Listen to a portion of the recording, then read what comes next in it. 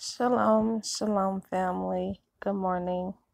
I'm coming to you guys with the update on my video from yesterday about the Israelites being Indians. For some reason, this seemed to have struck a nerve um, in a lot of people. I don't know why, And, the devil was after me yesterday. I'm going to tell you how you know when the devil was after you because you'll hear the same thing from a lot of people. So, I was talking to my grandma on the phone yesterday, and I was telling her that I was chasing, getting some information on people in our history. Because I told you guys I was tracing our history and trying to figure out, we were Cherokee Indian, trace us back to the Cherokee Indians. And, even she kind of, she was like, well, that's not what I was taught. Just because something is not what you are taught doesn't make it the truth. I mean, we were taught a lot of things that were lies. And it seems that people, when I first started doing this research, I had learned that the white man was Edom and the Edomites and all of this stuff. The white man is not Edom. They come from Japhet. That scriptures tell you from the Isles of the Gentiles. They are the Gentiles. The Isles is Europe. That is where the Isles are. The Gentiles, the Europeans, live in the Isles in Europe. I mean, it's not hard to figure out. Also, so she's like, that's not what I was taught. And, she basically got upset with me and didn't want to speak to me anymore because of what I was telling her about our family, being Israelites and Cherokee Indians. Like, she got upset. I couldn't believe it. I'm like, then she put my dad on the phone. I'm like, Dad, I don't know. My dad, he believes me. My mom believes me. Everybody in my family don't believe this stuff. So, it's not. And she's like, you can't believe, this is what got me. You can't believe every word that's in the Bible. You can't live your life by the Bible. This is what my grandma told me. And I was like, wow, I never imagined. So, and then you have somebody else on my status, this Danny guy, telling me everything in the Bible is not true. Okay, if you don't want to believe everything in the Bible, that is your prerogative. But I don't half step it. If I believe it, I believe it all. And there's reasons that I believe it all because I've done my own research to believe it all. And if that's how you know that Satan is working through you, though, because that was two people who telling me that everything in the Bible ain't real. See, that's how Satan works. This is how you can notice it's him and his demon workers, because they come with the same message through different people.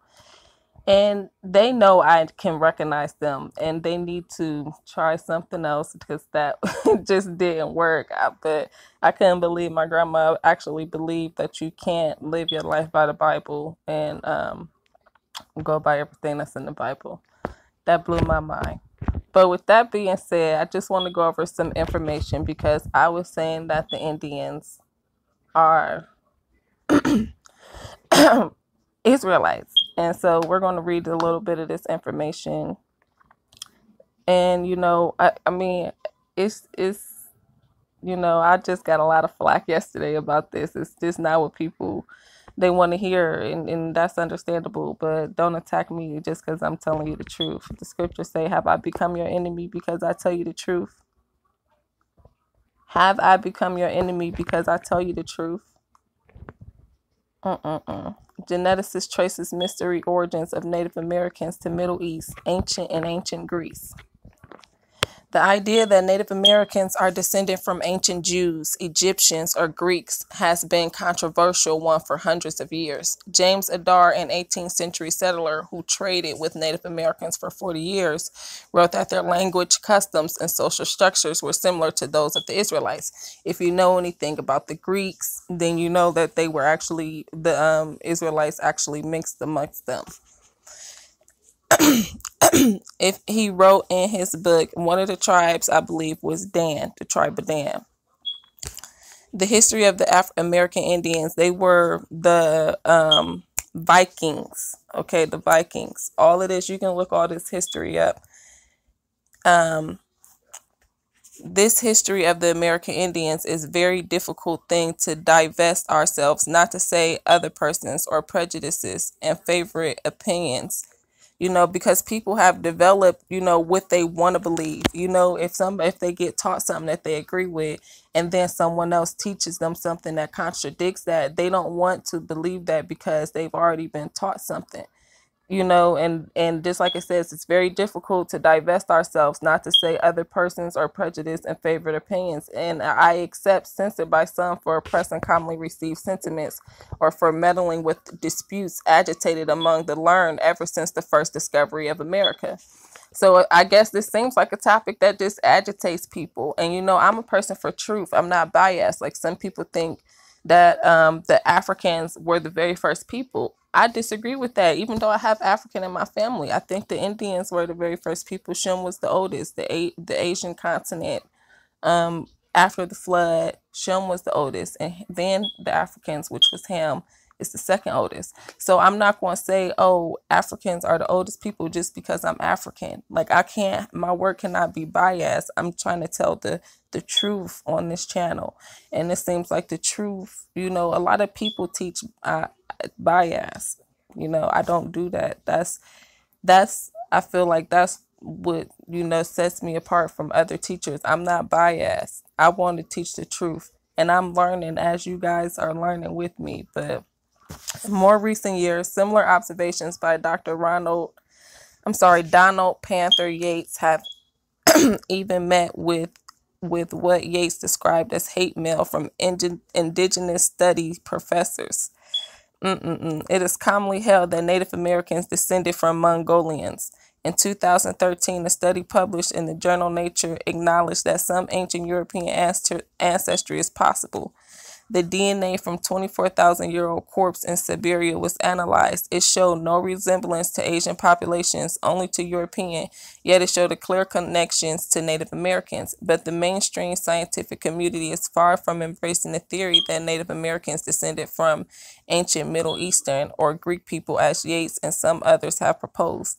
Yates is of the Cherokee descendant. He has a PhD in classical studies and he founded the Geneticist Research Institution DNA Consultant. These three credentials have given him a unique perspective on Native American history as it relates to these ancient cultures and how DNA testing can support the theoretical link. Now, I want y'all to know that the Native Americans speak Hebrew. That's the language that they speak. They speak different variations of Hebrew. If you don't know this, then I just told you could look it up. So yeah, they speak different variations of Hebrew. Native Americans are generally thought to fit into 5 genetic groups known as haplotypes, each named by a letter of the alphabet A, B, C, D, and X. Yates demonstrated in the paper titled Anomalous Mitochondrial DNA Lineages in Cherokee what he calls the fallacy behind many genetic analysis. The geneticist says lineage A, B, C, D, and X are American Indian. Therefore, all American Indians are lineage A, B, C, D, and X. The fallacy in such reasoning is apparent. It could be related as all men are two-legged creatures. Therefore, since the skeleton we dug up has 2 legs, it is human. It might be a kangaroo. Any divergence from the expected haplotypes is usually attributed to an intermingling of races after European colonization, not to the genes that came with Native Americans from their origins. So you understand what he's saying? He's saying any divergence from the expected haplotypes is usually attributed to an intermingling of races after European colonization. So I had somebody say something about, oh, the Indians had woolly hair, not straight hair. Okay, they got straight hair now. That don't make them less Indian. It just means that they mixed with European. Their very old ancestors more than likely had woolly hair before the European colonization. So they are just mixed now. Do that mean they're not Indian? No, they are Indian. Not to the genes that come with Native Americans from their origin. Now we have the original Native Americans that were here, and these are the people that I'm talking about. Christopher Columbus saw when he came here. He said they were black with woolly hair. Then so when I said Indian, You know, one of my subscribers got offended, and she said that the scriptures say that the Israelites is black with woolly hair. Sister, I totally agree. You got to understand the history that the Indians were black with woolly hair before, just like they said, the European colonization. So after analyzing Cherokee DNA, Yates concluded no such mix could have resulted from post-1492 European gene flow into the Cherokee Nation. So where do our non-European, non-Indian appearing elements come from, he asked. The level of haplogroup T in the Cherokee, 26.9%, approximate the percentage for Egypt, 25%. One of the only lands where T attains a major position among the various mitochondrial lineages. Now, this is why I teach you guys that a lot of our Bible is Egyptian. A lot of it is Egyptian. It's Egyptian rituals and everything in it. It's Egyptian history as well. When the Messiah came and Mary Magdalene anointed his feet with that oil, and the disciples had got upset and said she wasted that very expensive oil, and the Messiah said she did the right thing. That was an Egyptian ritual that the woman does before you die. That was an Egyptian ritual that was performed on the Messiah. A lot of people don't know the depth of the scriptures because they are so surface level. And then they come and attack me because I say something that they never heard before. You see? Yates focused on haplotype X for its relative absence in Mongolia and Siberia, and a recent proven center of diffusion in Lebanon and Israel. In 2009, Liran the first, I guess, at the Shlush at the Israel Institute of Technology published a paper in the journal PLOS One stating that the X haplotype spread through the world from the hills of Galilee and northern Israel and Lebanon. Yates wrote the only other place on earth where X is found at an elevated level apart from other American Indian groups like the Ojibwe is among the Druze in the hills of Galilee and northern Israel and Lebanon. Cultural linguistic similarities. Though much of the Cherokee culture has been lost, noted Yates in his book Cherokee Clans, what can still be discovered about the legends hint ancestors who came across the sea and whose language was similar to the ancient Greeks. Now, this is what I keep telling people, that in Second Ezra 13, where it say that they traveled a year and a half through land. They traveled from Asia through Europe, over across the the Bering Sea. They tell you this. They crossed the Bering Sea to Alaska, and they came down to they came down through Canada, America, etc. So this is how they came over here. The scriptures tell you it was a year and a half on foot. A year and a half travel on foot. Though much of the Cherokee culture has been lost, noted Yates in his book Cherokee Clans, what can still be discovered about the legends hints at ancestors who came across the sea and whose language was similar to ancient Greek. Some linguistics parallels have also been drawn between the Native American languages and Egyptians and Hebrews. The Cherokee, and when you read the scriptures, it tell you, the Messiah say, the Egyptians, my people, the Assyrians, my people, and Israel, my inheritance. So obviously the people are mixed up. The Cherokees' white demigod Mue may have his roots in a Libyan leader of the fleet dispatched by the pharaoh Ptolemy III before 230 BC. Yates explained, Mui is similar to the Egyptian word for guide or navigator. Mui was said to have brought all civilized arts and crafts. He gave the Cherokee their title for principal chief, Amatoyi or Moitoi, say Yates, which translates as mariner or admiral. He recounted a Cherokee Twister clan legend that named Mui's father as Tanoe. Yates said Tanoe may refer to a Greek. Tanoe was the father of all fair-haired children and came from a land called Atia, he wrote. Atia may refer to Attica, a historical region encompassing the Greek capital, Athens. Atia was said to be a place full of high alabaster temples, one of which was very spacious and was built as a meeting place for gods and man. At this place, one found sporting competition, games, feasts to the gods, meetings of great chiefs, and the origin of wars that caused people to spread over the Pacific. One could hardly invent a more fitting folk memory of Greek culture. Yeats wrote, the Hawaiian word that etomized this lost word is called karioi, leisure ease, literally the same word for Greek amusement. Yeats notes numerous other linguistic similarities.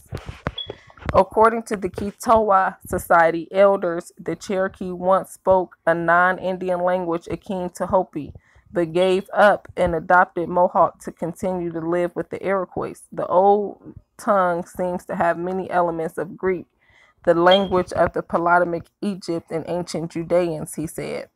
Adar noted linguistic similarities between Native American languages and Hebrew. As in Hebrew, Native American nouns have neither case nor declensions, wrote Adar. Another similarity is the lack of comparative or superlative degrees. There is not perhaps any one language or speech except the Hebrew and the Indian American, which has not a great many prepositions. The Indians, like the Hebrews, have none in separate and express words. They are forced to join certain characters to words in order to supply that great deficit, he wrote. Adar offers a perspective on the culture Yeats cannot. Adar interacted extensively with the Native American hundreds of years ago while their traditions were still thriving. Of course, the extent to which he may have misunderstood that culture as an outsider must be taken into account. From the most exact observations I could make in the long time I traded among the Indian Americans, I was forced to believe them lineally descended from the Israelites, either while they were a maritime power or soon after the general captivity. The later, however, is the most probable, Adair wrote. They had a similar tribe organization, he said. Their manner of delimiting time was similar, as was their custom of having a most holy place and their designation of prophets and high priests. He gave an example of similar customs corresponded to the Mosaic law of woman's purification after travel. The Indian women absent themselves from their husbands and all public company for a considerable time. He explained the absence of circumcision among Native Americans. Thus, the Israelites were but 40 years in the wilderness and would not have renewed the painful act of circumcision, only that Joshua enforced it, and by the necessary fatigues and difficulties to which, as already hinted, the primitive Americans must be exposed at their first arrival in the vast and extensive wilderness.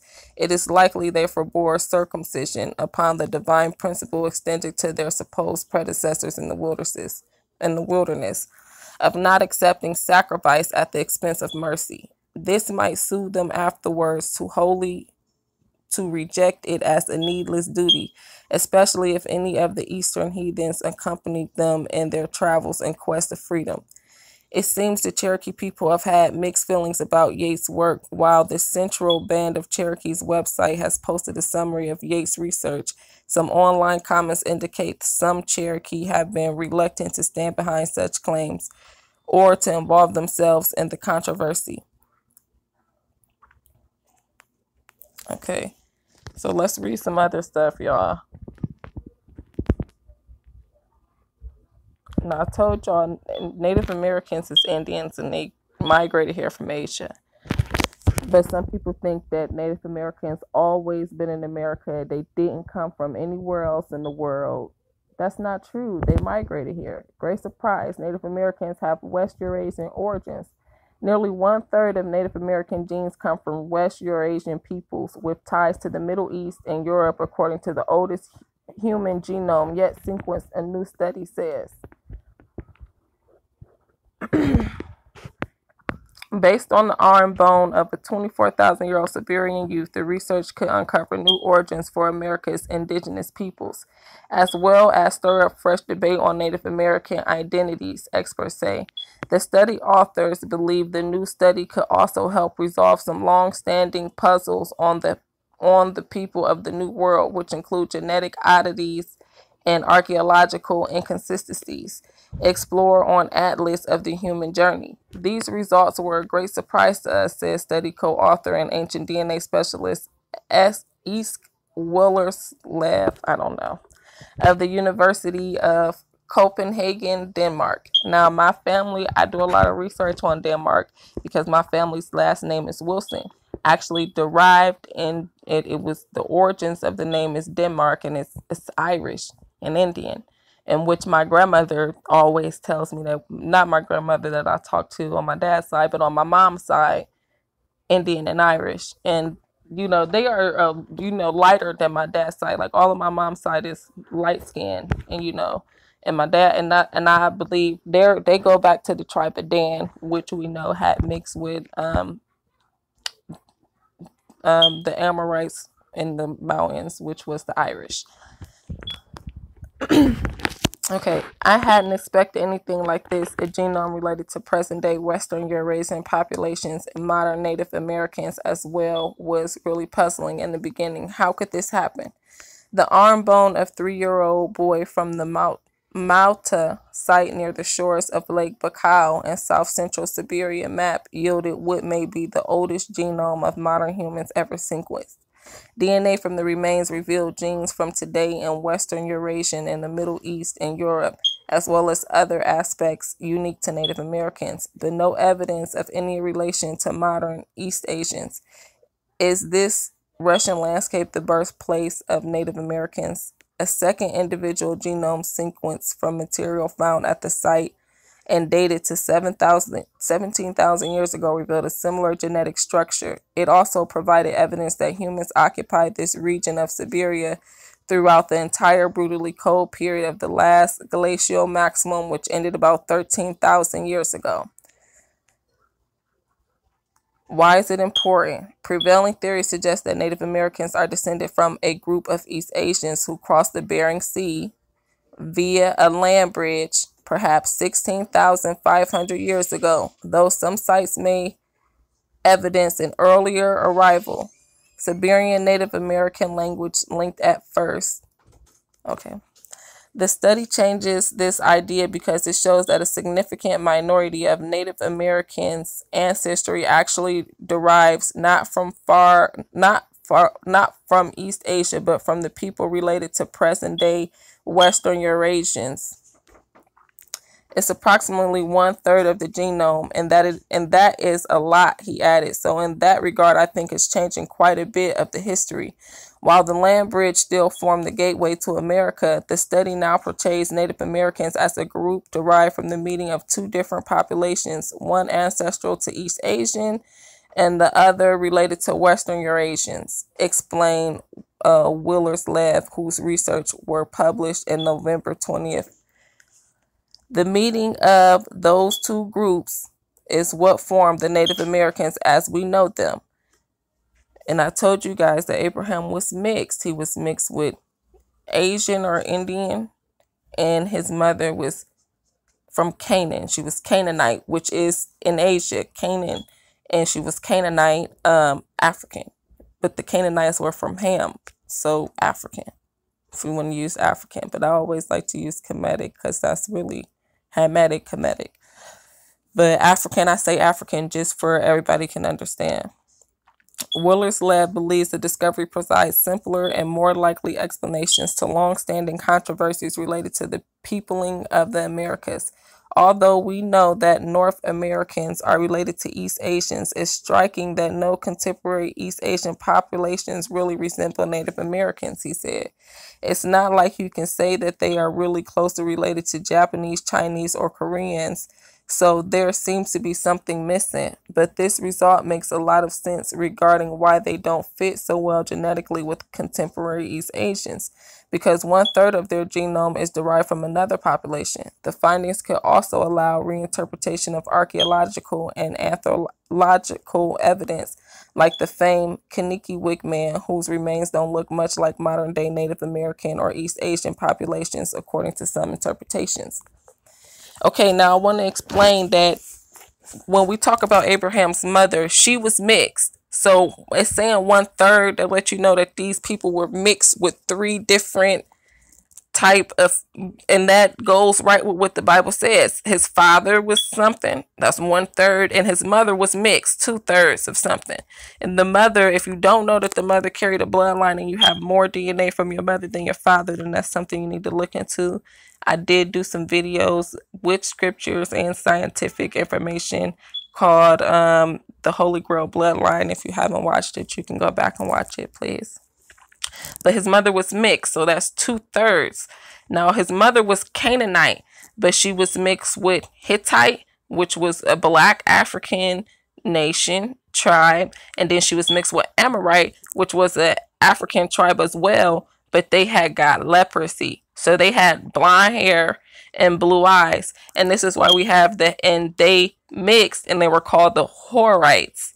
And Abraham's mother was a Horite, and Abraham was a Horite priest. You can go look all of this up. Just type it in, Horite, Abraham's mother on Google. Just type it in. This information comes up. I found this out because the Most High showed it to me in Ezekiel 16. I was stuck on your father was Amorite and your mother was a Hittite for months. And the Most High finally helped me figure that out, telling me that that was about Abraham's mother, who was mixed with Amorite and Hittite. Her mother was a Hittite. Her father was an Amorite. So she was mixed. So she was mixed with what we call Caucasian, and she was Hittite. Now the Caucasians are African. They come from an African stock. They just had caught leprosy, like the Chinese and the Japanese, etc. So so she was Caucasian and African. She was mixed with Caucasian and African, and his father was Indian. So that's 3/3 right there. That's 3/3. Maybe if he looks something else, it's because 1/3 of his ancestry isn't coming from East Asia, but from something like the Western Eurasians. Many questions remain unanswered, including where and when the mixing of the West Eurasians and East Asian populations occurred. It could have been somewhere in Siberia or potentially in the New World. I think it's much more likely that it occurred in the Old World. And I just told you guys that Abraham was mixed with three different things. Okay? I think it's much more likely that it occurred in the Old World, but the only way to address that question would be to sequence more ancient skeletons of Native Americans and also Siberians. Intriguing questions also exist about the nature of the advanced Upper Paleolithic Malta society that now appears to figure in Native American genomes. The Siberian child was found buried with all kinds of cultural items, including Venus figurines, which have been found from Lake Baikal west all the way to Europe. So now we know that the individual represented with this culture is a Western Eurasian, even though he was found very far east. It's an interesting question how closely related this individual may have been to the individuals carving these figures at the same time in Europe and elsewhere. Now, I told you that they migrated from Asia through Europe, through all of that, Russia, all of that, and they crossed the Bering Sea, went to Alaska, came down through Canada and all of that, etc. Okay, that's what happened. And what possibly happened is they talked about them living through the cold. The people who possibly stayed, in the colder areas over a long period of time, probably that's how they got the leprosy. We don't know. We just know that the Bible tells us that they caught leprosy from God. We don't know how God gave them the leprosy, but what I come to find out is when the Bible says something, it doesn't mean it in like some spooky type of way. It's usually a really basic explanation for it. You know what I'm saying? But because, the Bible is written a lot of history in such short space, it cannot give you all the details. So it tries to summarize it as best it can. So they got leprosy. See what I'm saying? But yeah, so I've come to find out that it's not a lot of spookism. Like it like it's like a lot of people try to make it. Ain't gonna get into that. But let's read this last one, and then I'm going to end this video. But yeah, I got a lot of flack from saying that the Native Americans is Israelites, and I don't know, some other stuff. I was getting flack, but you know, I don't really mind. But it say 3 examples of North American rock art discussed and placed in the context of ancient Greek and Hebrew civilization. The red bird petroglyphs are compared with Greek and Hebrew coins and Bat Creek stone. The Possum Creek stone discovered by Gloria Farley is identified as a Greek athlete's victory pedestal. The Thurston stone is interpreted as a record of the blending of Greek, Cherokee, Native American, Egyptians, and Hebrew civilizations. Now I explained to you guys that the Greeks were Israelites and the Vikings. Okay, so of course they were selling. They probably had been coming to America. Okay, y'all seen that movie Coming to America? Okay, so the Thurston stone is interpreted as a record of blending of Greek, Cherokee, Native American, Egyptian, and Hebrew civilization. Kitowa society traditions as captured in the vision of Elo are adduced to confirm a general outline of the origins of Cherokee people in the Ptolemaic Greek Trans-Pacific expedition, joining pre-arriving Greeks, Jews, and Phoenicians in the Ohio Valley around 100 CE. Recent DNA investigations showing Egyptian, Jewish, and Phoenician female lineages and the Y chromosome of Old Testament priests among the Cherokee are also touched upon. So y'all see that investigation showing Egyptian, Jewish, and Phoenician female lineages. That's all the people that the Messiah said. The Israelites, the Egyptians, and the Syrians, Phoenicians, I think they kind of the same. I'm not sure. But the point is that the people are Middle Eastern. They migrated here. We call the Mediterranean race. I did a video on this. I don't know if y'all remember, but I guess I can read a little bit of what the Mediterranean race is before we end the video. Y chromosome of Old Testament priests among the Cherokee are also touched upon. Greek words and customs in the Cherokee are reviewed as time permits. Slide projector requested. A cave entrance overlooking the Redbird River, a tributary of South Fork of the Kentucky River in Clay County, Kentucky, and the Daniel Boone National Forest has inscriptions which, according to Kenneth B. Tankersley of the University of Cincinnati, display a 19th century example of writing in the Cherokee syllabary. A local resident recognizes Greek writing in one inscription called Christian monogram, but his reading is unsatisfactory for a number of reasons. Evaluations by experts in Greek and Semitic epigraphy identify 2 distinct inscriptions, one in Greek and one in Hebrew.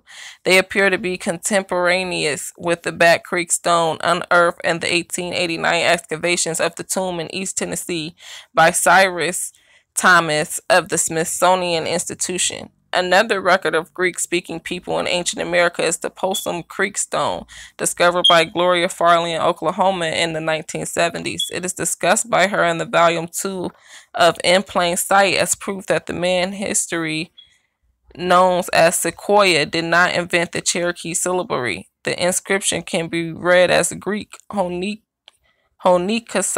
or Nikasai. This is the one who takes the prize of victory, a common inscription for the pedestal upon which victors were crowned at athletic games. The use is Homeric in the spelling Doric.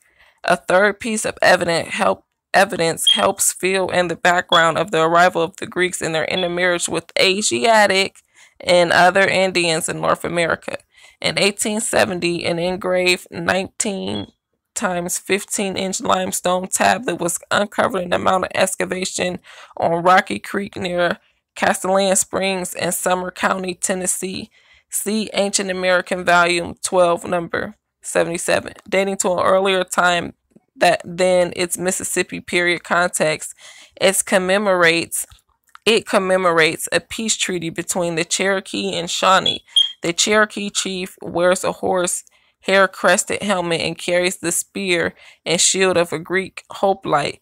His Shawnee adversary claps hands in a wedding ceremony with a Cherokee woman who bears wampum belts as a pledge of peace, has her hair in a maidenly bun, wears a Middle Eastern style plaid kit, and displays a large Star of David. And the Red Record, or Walam Ulam, we learned that before crossing the Mississippi, somewhere along the south bank of the Missouri, sorry y'all, my mouth is dry. I didn't drink nothing before I made this video. I should have. The Algonquians, I don't know if I'm pronouncing that right, y'all, and the Lenni Lenape, who are later allied with the Cherokee, encounter a foreign tribe they call the Stonies. Cherokee legends about the Stone Coat demonstrates that the original Cherokee had metal armor and weapons. DNA studies confirm a mixture of anomalies, East Mediterranean mitochondrial lineages such as Egyptian T, Greek U, and Phoenician X, with standard American Indian haplogroup A, B, C, and D in the Cherokee and certain other Eastern Woodland Indians.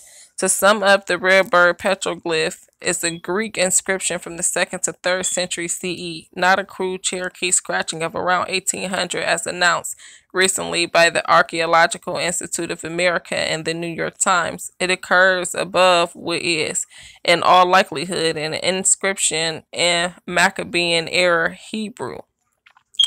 The Sequoian syllabary, for which these Greeks and Hebrew inscriptions were mistaken, originated in Greek world of the Bronze Age, along with other syllabaries like Linear A, Linear B, and Cypro-Minoan. Now, the Minoans, let me see something, because I could have believed I read something on the Minoans.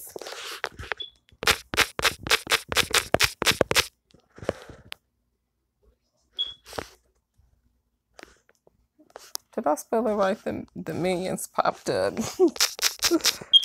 Minoans.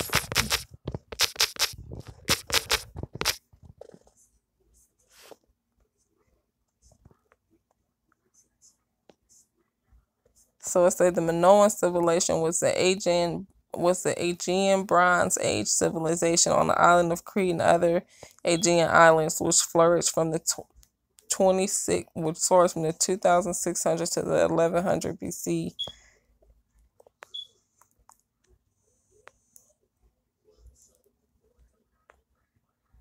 Okay, I'm going to find what I read on that. I'm going to have to say that for a different video. Okay, so let's continue with this. The Cherokee language was, okay, where was I at? Okay. The Cherokee language, which today is Iroquoian, is the result of a relexification process in the distant past. It contains many relics of words of Greek origin, especially in the area of government, military, terminology, mythology, athletics, and ritual. Cherokee music also reflects Greek's origins. The Cherokee Indians are quite literally the Greeks of Native America. Now, I told you guys that my family is Irish, Cherokee, and Blackfoot Indian, and of course African. But yes, and then as you can see, it tell you mitochondrial DNA, because how the Jewish, I don't even like to say Jewish, but just for the sake of this video, for the Jewish custom, the Indian custom, the mother carries the bloodline. It's been a matrilineal lineage forever, but for some reason people, they misread the scriptures and they say the father carries the bloodline because they read the scripture where it say he carries the name. That's talking about the name. The mother carries the bloodline. That's why it says the woman's seed will bruise the serpent's head, and so on and so on. Many points. Exodus 10, they had to put away their wives and the children born to the wives because they were not Israelites because the mother carries the bloodline. This is why Tobias was told all of your ancestors have married wives of their own kindred and they will inherit the earth. So, it just goes on and on and on, telling you that the mother carries the bloodline. But because it don't say the mother carried the bloodline, people skip over it because it just doesn't outright say the mother carries the bloodline. But it's telling you the father doesn't carry it. And it keeps saying the mother's seed and marry a woman of your. It's telling you the mother is carrying the bloodline. People don't respect the women today, and they're the ones carrying the bloodline. They don't know. But yeah, so that's a little bit about them telling you from scientific research, etc. Now, I was telling you from historical research that I have been doing. Now, this I just so happened last night after reading everybody's comments, I just so happened to type in that the Native Americans was Mediterranean, and it popped right up that they were from Middle Eastern. Now, I want to type in the Mediterranean race because I want y'all to know what the Mediterranean race was. Now, don't mind the picture because they always use a picture of them. But it say the Mediterranean race, also Mediterranean race, is one of the sub-races into which Caucasian race was categorized. Now, I told you guys that the Caucasians are people. They're from Canaan. They just had leprosy.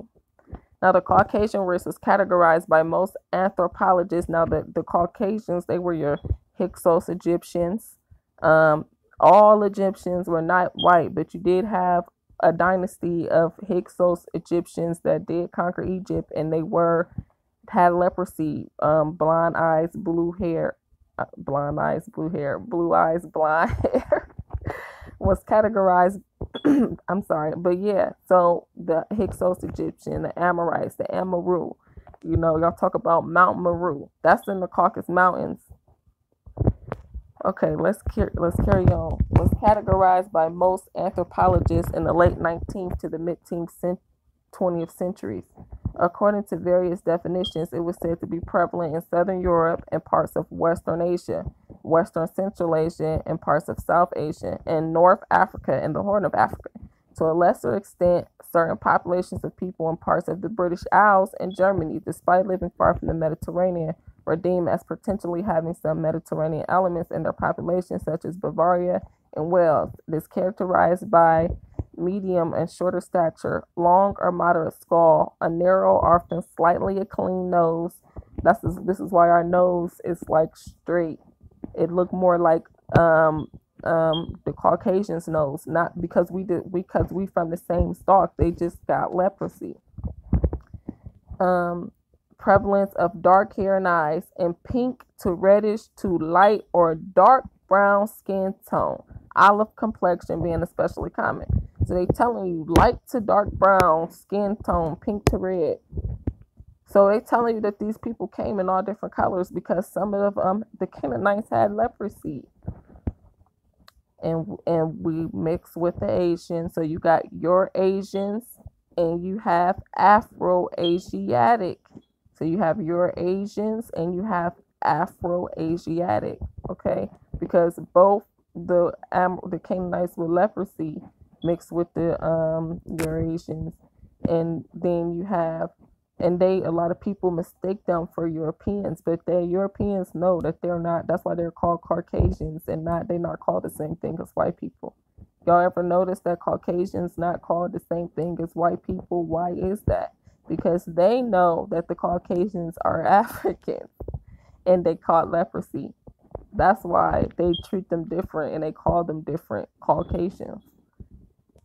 And they distinctively let you know that they're from the Caucasus area, the Mediterranean area. These differentiations occurred following long-standing claims about the alleged differences between the Nordic and Mediterranean people. Such debates arose from responses to ancient writers who had commented on differences between Northern and Southern Europeans.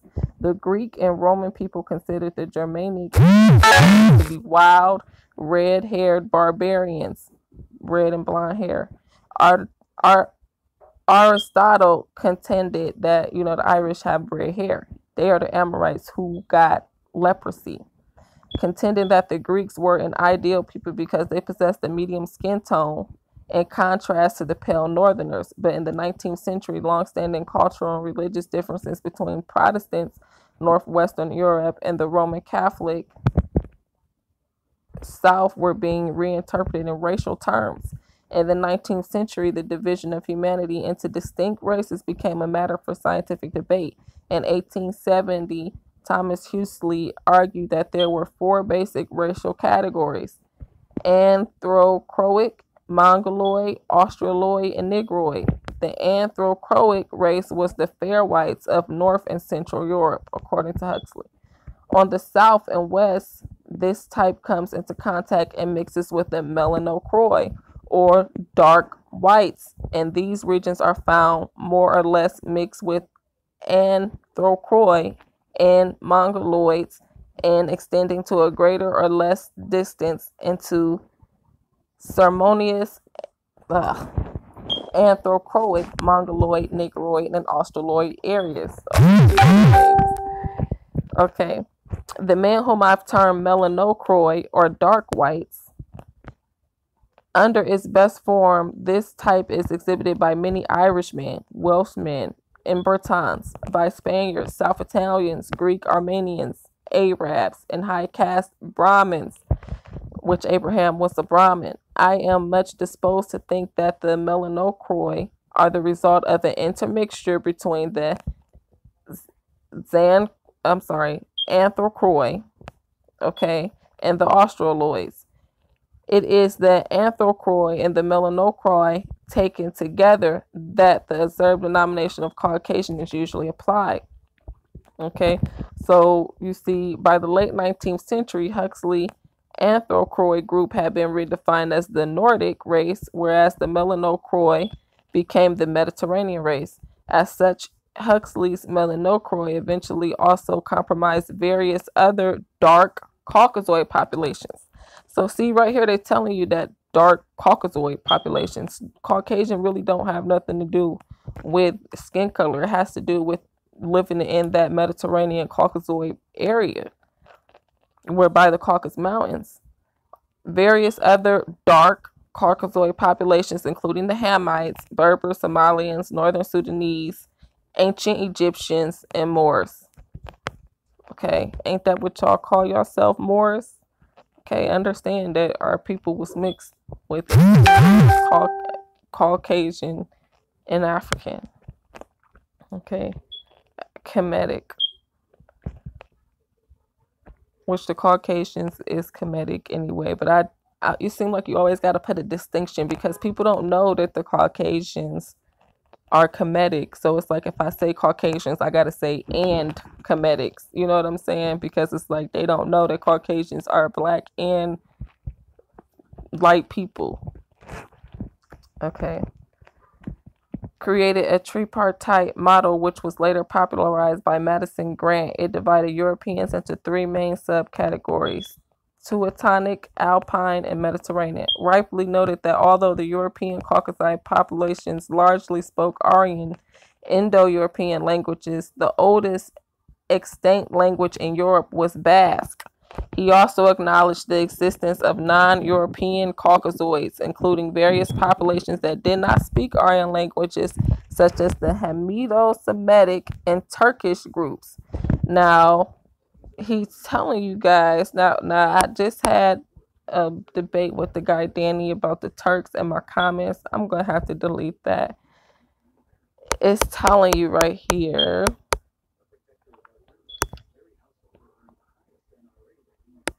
that the Hamito-Semitic and the Turkish groups, that at this time that it was black people in Turkey. And this is what I was explaining to him when he was saying the Mongoloids are Japhet.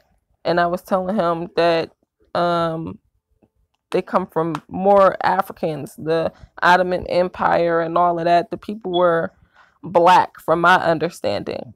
But everything has been so whitewashed that everybody automatically assumed that they were anything other than black.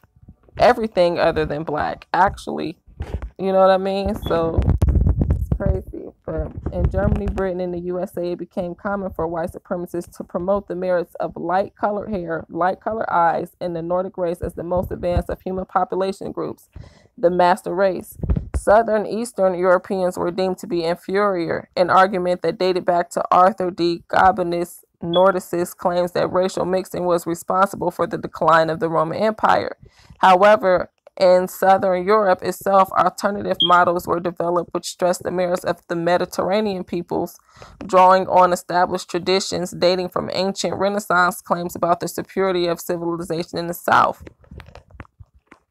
Giuseppe Sergi's much debated book, The Mediterranean Race, argued that the Mediterranean race had likely originated from a common ancestral stock that evolved in the Sahara region in Africa, which was the Nile River Valley, which was the Garden of Eden, and which later spread from there to populate North Africa, the Horn of Africa, and the circum-Mediterranean region.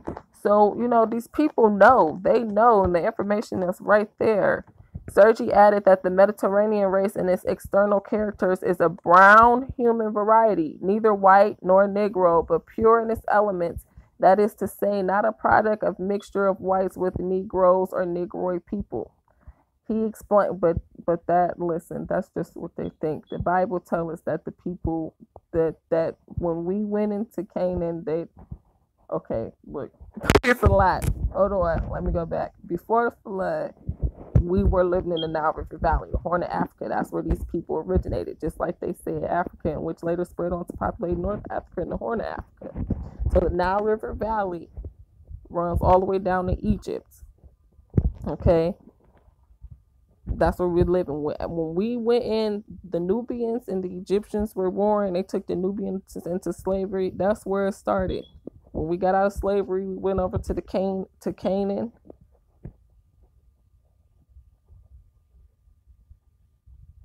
Yeah, I mean, Abraham. Oh, hold on, I gotta go back. I done lost myself.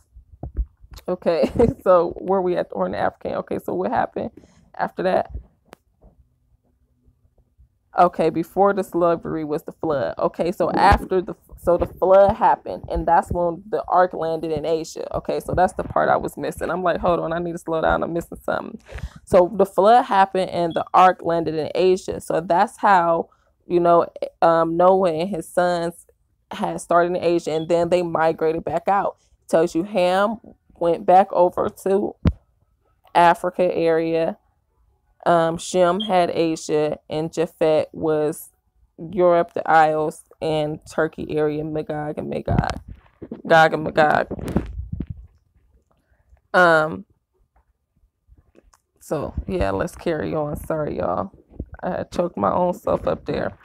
Mediterranean race had likely originated from a common ancestral stock that evolved in the Sahara region in Africa, and which later spread from there to populate North Africa and the Horn of Africa and the circum-Mediterranean region.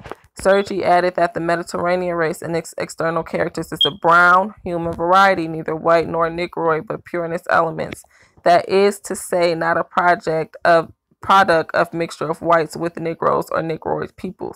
Oh no, that was true, because at this time they wasn't mixed with whites. They was just you know what I'm saying, African and Indians, black Indians.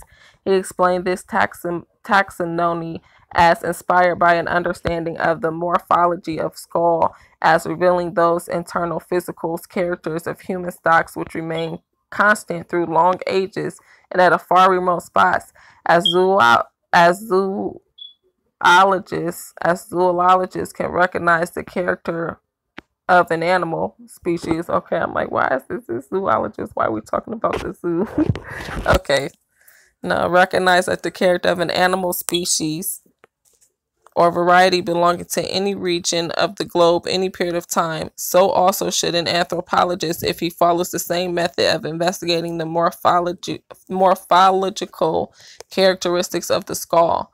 This method has guided me in my investigation into the present problem and has given me unexpected results which were often afterwards confirmed by archaeological or history. According to Sergi, the Mediterranean race was the greatest race of the world and was singularly responsible for the most accomplished civilizations of antiquity, including those of ancient Egypt, ancient Greece, ancient Persia, ancient Rome, Carthage, Hittite, Anatolia. Remember, I kept telling you guys that the Hittites, Abraham's mother was a Hittite and Amorite. She was a Horite, but she was Hittite. So Hittite, Anatolia, the land of Punt, Mesopotamia, and Phoenicia. The four great branches of the Mediterranean stock were the Libyans, the Ligurians, the Pelasgians, and the Iberians. Ancient Egyptians, Ethiopians, Somalians were considered by Sergi as Hamites. Okay.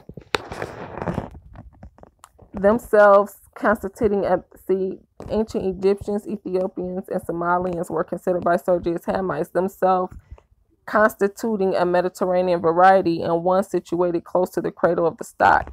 To Sergi, the Semites were a branch of Eurafricans who were closely related to the Mediterraneans. He also asserted the light-skinned Nordic race descended from the Eurafricans. So there you have it, you guys. Everything that I've been telling you guys, that Abraham was mixed. He was mixed with Caucasian, African, and Indian, and that's why I say closely related to the Mediterraneans. He also asserted that the light-skinned Nordic race descended from the Eurafricans. The light-skinned Nordic race is the Caucasians, and I told you guys that they caught leprosy, but they were Africans. Okay, so according to the Robert Randolph Merritt, it is North Africa that we must probably place in the original hotbed of that Mediterranean race. Later in the 20th century, the concept of distinctive Mediterranean race was still considered useful by theorists such as Ernest Houghton and UP from the 1931. In his revised edition of Ripley's Races of Europe, these writers subscribed to Sergi's all these long words, I begin tongue-tied. Depigmentation, their theory, depigmentation theory. These writers subscribe to Sergi's depigmentation theory that the Nordic race was the northern variety of the Mediterraneans that lost pigmentation through natural selection due to the environment. And what I just tell y'all guys, the people who, the Indians who, black Indians who probably stayed in the colder places, they said that we obviously went through the cold region and basically like the ice age. They probably lost their skin color. The homeland and cradle of the Mediterranean race was in North Africa and Southwest Asia, and the area from Morocco to Afghanistan. He further stated that the Mediterraneans formed the major population element in Pakistan and North India. Kuhn also argued that the smaller Mediterraneans had traveled by land from the Mediterranean base north into Europe and the Mesolithic area. Taller Mediterraneans were Neolithic seafarers who sailed in reed-type boats, Vikings, and colonized the Mediterranean basin from the Near Eastern origin. He argued that they also colonized Britain and Ireland, where their descendants may be seen today, characterized by dark brown hair, dark eyes, and robust features. He stressed the central role of the Mediterraneans in his work, claiming the Mediterraneans occupy the center of the stage. Their areas of greatest concentration are precisely those where civilization is the oldest. This is to be expected since it was they who produced it and it in a sense that produced them. Okay. In the U.S., the Mediterranean race included certain populations on the African continent, was taken up in the early 20th century by African American writers such as W.E.B. Du Bois, who used it to attack white supremacist ideas about racial purity. Such publications of the Journal of Negro History stressed the cross-fertilization of cultures between Africa and Europe, and adopted Sergi's views that the civilizing race had originated in Africa itself, referred to the Mediterranean race as the Iberian race. After the 1960, the concepts of an exact Mediterranean race fell out of favor, though the distinctive features of the Mediterranean population continued to be recognized. So when I told you guys I did a video on when I was in the mall and the lady asked me where I was from, because she knew that I looked it Irish, or I don't know what I looked it to her, but she asked me where I was from and she was telling me how she was Irish. I did a video on that in the mall. Alright, y'all, but I need to get my day started. I just wanted to share that with you guys this morning. We then went way over the time, an hour. So guys, I hope you watched the video. I hope you enjoyed the video. I hope I clarified everything that I said yesterday in the short video, which it was just supposed to be a short video. I didn't know that it was going to go out of control like that. But shalom to all my subscribers. Till we meet again.